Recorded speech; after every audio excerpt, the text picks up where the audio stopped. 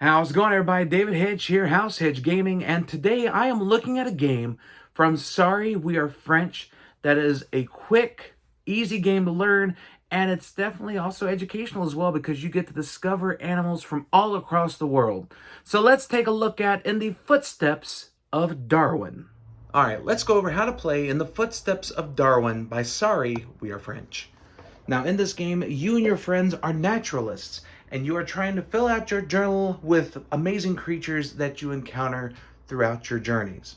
Now, setup for the game is very simple. On the main board, you will take the Beagle ship and place it in the designated area. This will determine which tiles you are able to draft on your turn. Next, you will deal out 9 tiles at the center, and then 12 tiles per player in stacks next to the board to refill this area. Next up, you will place the guide tokens, the publication tokens, and the compass tokens on the board. Each player will get a journal. They will get one compass token and one guide token at the beginning of the game. Next, you will have your theory tiles. Deal out 3 on the side, and each player will get one. Now, these are objectives that you will want to complete during the game. Finally, you have the Darwin token marker. Now, the Darwin token go to whoever was on a ship last, but if nobody's been on a ship, then you determine the best way for a person to get this at the beginning of the game. Roll a die, paper, rock, scissors. It's all up to you. Once all this has been done, you are now ready to play In the Footsteps of Darwin. Now that we have everything set up for the game, let's go over what happens in a turn. And there's only 2 actions you have. You can study an animal or take inspiration, and then you get to sail on the Beagle. Now, when you study an animal, you only have the option of the tiles in front of the Beagle. So, for example, in its starting position, you only have these 3 animals that you can choose from. You would take one of those animals, and you would place it into your tableau in the corresponding place. So, for example, this Goliath stick insect is an insect, and it will go right here in the Australian part of your journal. Then a tile will be replacing it for the next spot. And then after that, you will set sail on the Beagle, depending on how many spaces you skipped to get to the tile you just drafted. So, for example, in this case, I drafted from the 3rd spot, so it would go 1, 2, 3. So where the next player can only draft from those tiles in the middle facing the Beagle. Now, each animal and each person that you draft into your journal can definitely give you some benefits in the game. All right, let's take a look at the animals and inspirations that you'll be drafting throughout the game. First off, you will have animals that will have discoveries. Now, discoveries are worth points at the end of the game, 1, 2, or 3 points, depending on the animal, and you will put those into your journal. Now, if at any time that gets covered up by another animal, you will not get those points at the end of the game. Now, some animals will have a crown. Now, these are emblematic animals. When you draft this animal and put it in your journal, you will get the Darwin token, and that'll be worth points at the end of the game. Next, you have animals with survey. Now, with survey, when you draft that animal, you will grab one of the compass tokens and put it onto your journal board. With this, you are able to get points for animals with chart. You will only be able to have 5 compasses at any given time, but if you draft another animal with survey and you cannot get a compass token, that's perfectly fine. You just still add the animal to your journal and continue on your journey. Now, the animals with chart, as I mentioned before, will have points equal to the number of compass tokens that you have acquired. However, if these animals get covered up the same way that discovery animals do, no points will be gained at the end of the game. So you need to be careful which animals you draft throughout. Finally, you will have animals that will give you hire a guide power, which basically means you get to grab a guide token, add it to your board. You can only have 2 guide tokens at a given time, and they have special abilities, which we'll go over shortly. Finally, you'll be able to take inspiration from people that you will encounter throughout your journey.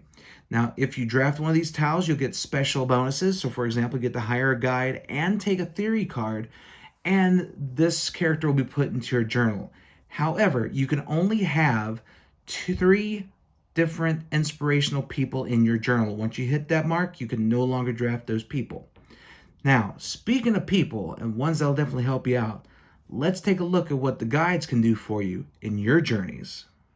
Now, during the game, you will be acquiring guides that will help you out in your journeys. These will be placed in your journal, and you can have 2 of them in your journal at any given time. Now, these can help you with the beagle and help you with your tile selection throughout your turn. So you can use one guide and do the following. You can either move the beagle in any direction to help improve what selection you would like, or you can use the guide to wipe out all of that one row. So for example, if the beagle was here, I can take out these 3 animals here and then replace them with 3 new draws from the pile. And it will give me a new selection of animals and inspirations to choose from during my turn. Now that we have gone over the guides and the compasses, let's take a look at the publications. Now, these are worth 5 points each at the end of the game, and you were able to acquire these if you're able to fill out a certain species or a certain continent is filled. So, for example, I need an insect still for Africa.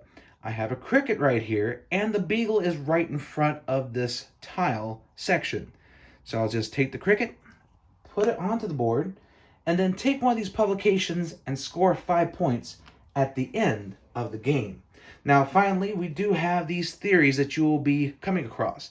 Now, you will get one at the beginning of the game, but anytime you acquire another theory, it will be if you have to draft an animal that is on your tableau and then you have to draft over it. So let's say, for example, we have this worm here in Australia, and I have the beagle right there. Let's replace these real quick.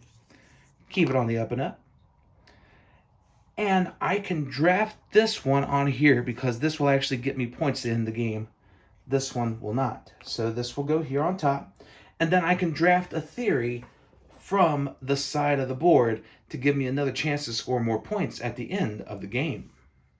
Now, gameplay will continue until everybody has pretty much drafted 12 tiles, and these tile spaces are empty. Once those piles are empty, you move on to the end game and the scoring of the game.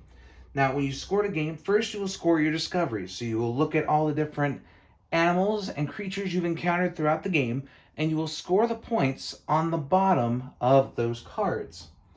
Next, any of them that have the chart symbol, like this golden pheasant right here, you will use that and times it by the number of compasses you have. The more compasses you have, the more points those will be. Next, you will count up the number of publications you have and add those points. You will see if you completed any of your theories along the way, and then whoever has the Darwin token will get an additional 2 points as well. Once you add up all those points, the player with the most points at the end of the game wins. It's a simple, easy game to learn, and that is how to play in the footsteps of Darwin by Sorry, We Are French. Well, there you have it. That is In the Footsteps of Darwin, a quick and easy game that you are able to teach within a matter of minutes.